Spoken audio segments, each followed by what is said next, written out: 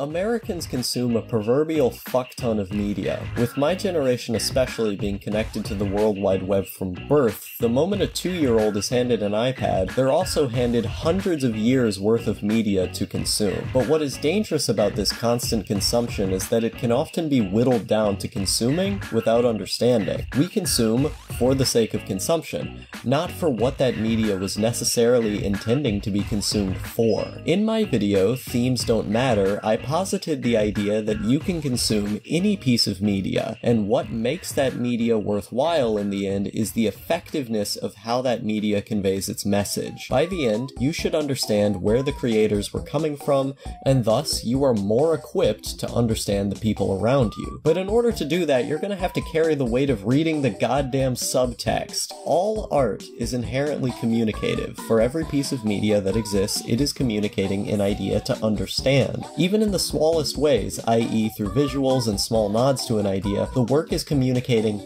something. It doesn't have to be a complex idea, but the very existence of that idea through the abstraction created by media is in and of itself complex. When I watch Pingu in the City, the idea may be as simple as Pingu wants to fuck around and be cute, but the fact that the emotions we're feeling from this show are as they are is the inevitable result of effective storytelling. And that, my friend, is not an easy thing to do.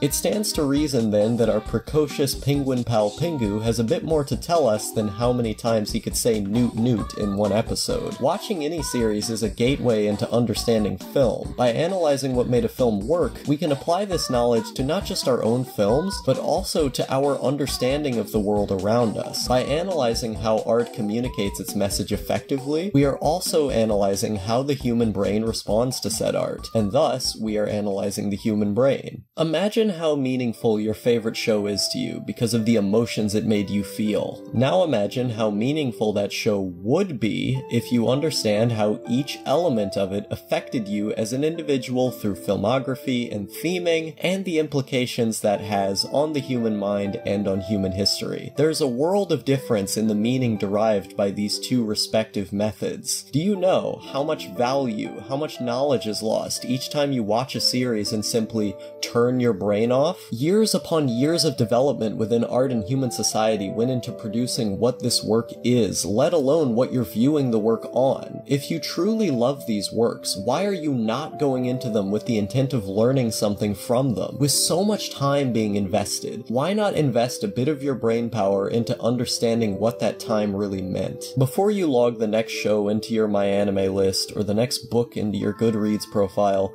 consider the implications of what you consumed and if you understood it. If you didn't understand, look over it again before you ever claim any accomplishment. However, if you did understand it, you are now equipped with more knowledge to better yourself and the society around you, simply by understanding those things slightly better. Passivity is death, knowledge is power. I'm an infinite outlaw, and I'll see you tomorrow.